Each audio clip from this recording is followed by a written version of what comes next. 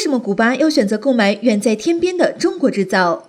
古巴向中国订80列火车，首批已经抵达古巴。古巴网友赞太漂亮。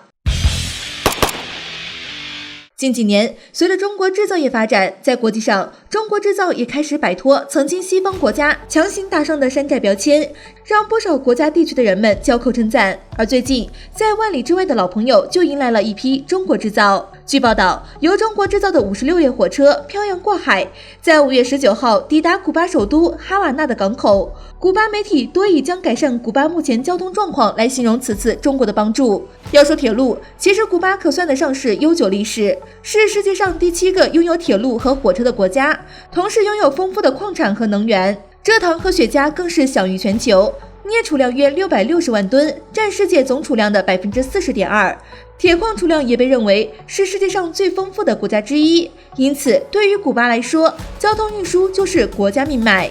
匹夫无罪，怀璧其罪。古巴国力有限，却拥有大量产出。在上世纪50年代起，美国就开始针对古巴进行各类制裁打击。世界上也一直流传着“古巴离天堂太远，离美国太近”的话。长期的封锁也导致古巴的交通设施开始逐渐落后，甚至趋于荒废。老爷车一用再用，导致事故频发。这也是古巴决心从国外引进货车的原因。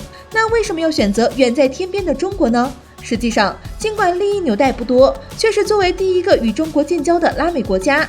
如今中国经济发展起来，自然没有忘记曾经的朋友，每年都会从古巴进口大量产品，也在古巴进行各种投资项目，帮助古巴经济复兴。值得一提的是，纵然万里之遥，在汶川大地震时，古巴就曾派出过一支医疗小队来华救援。因此，古巴选择向中国签订一份共计80列火车的订单。